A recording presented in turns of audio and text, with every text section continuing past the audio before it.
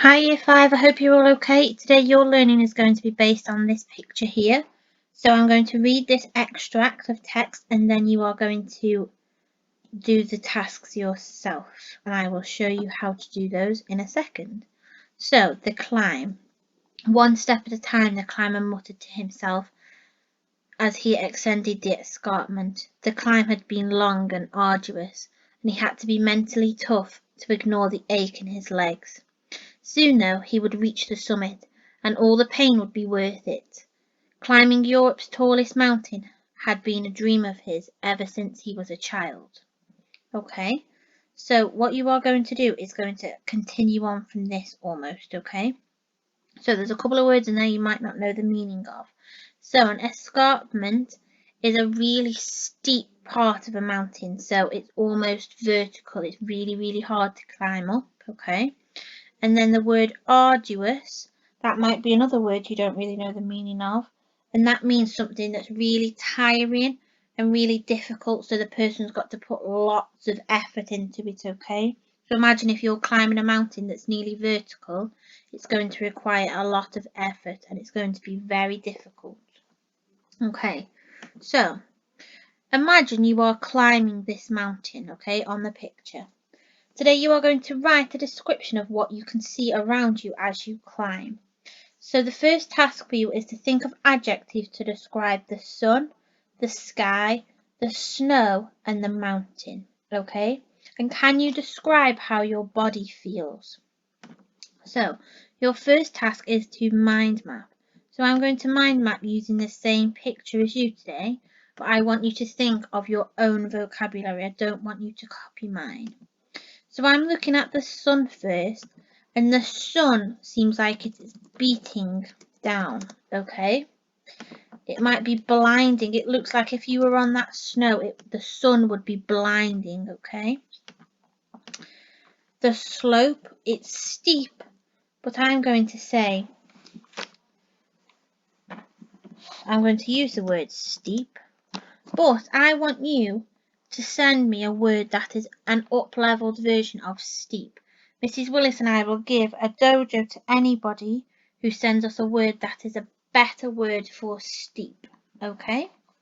And his legs might be aching, okay? They might be numb with pain, okay? So numb means that you can't feel them, okay? And how might this person be feeling? They might just be tired, but I don't think they would just be tired. I think they would be exhausted. Okay? So, I want you to have a go at doing that, but I want you to have a go for thinking about the sun, the sky, the snow, and the mountain, and think about how your body feels. And remember, there is one dojo to anybody that can send us a better word for steep, and I'm going to say a better word for tired as well. So an extra dojo for steep and tired if you can send us an up-leveled version of that word. So that is your first task. Your second task is you are going to improve some sentences that we have written on the flip chart, and I will show you those in a minute. But I'm going to show you how to do this using this writing checklist here. So this is the simple sentence I have. The man walked up the slope. Okay, it's very simple, very basic and very boring. When I see that, I just see a young man just walking up a little bit of a slope on the road, and that's it, okay? It's not difficult for him. He's not really going anywhere. He's just going for a bit of a wander. Whereas we know he's actually walking up this incredibly steep mountain, and it's probably freezing, but he's probably sweating, okay, because he's walked that much and the sun's on him and the sunlight's reflecting in his eyes off the snow, and it's probably really windy and hard to breathe, okay? So we're not just thinking about a man just walking up a bit of a hill, okay? He's going through something that's really strenuous on his body. So we're going to demonstrate that in this sentence now. And we're going to use this checklist here to help us. So the first one says capital letters, full stops, and then your year 5 punctuation. Then you've got relative clauses, adverbs / adverbials, prepositions, conjunctions, expanded noun phrases and interesting vocabulary, modal verbs, paragraphs. You're going to almost write a paragraph when you put these sentences together that you're going to do. pronouns and nouns for cohesion, so using she, he, they, her, okay, we, or the person's name. Cohesion between paragraphs, so using conjunctions, then, after, although, meanwhile. And then your handwriting needs to be perfectly joined and correct spellings, okay? So let me show you how you can up-level this simple sentence.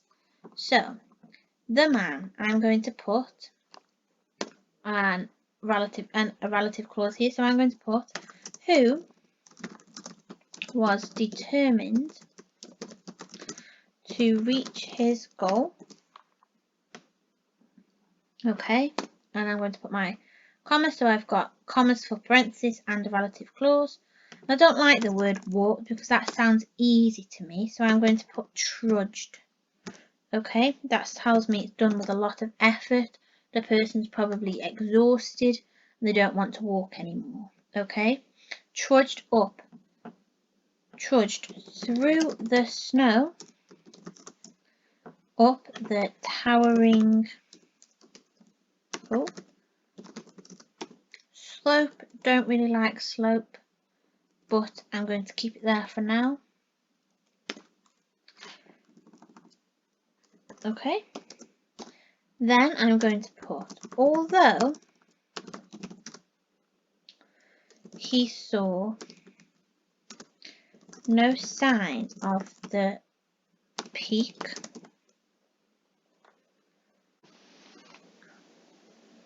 although he saw no sign of the peak, comma, he continued climbing, and with every step he took, he thought,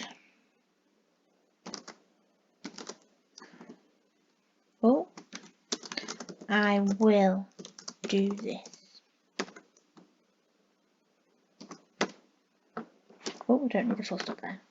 Okay, so let's make it so you can see it.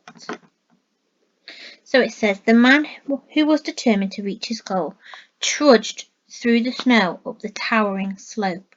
Although he saw no sign of the peak, he continued climbing, and with every step he took, he thought, I will do this.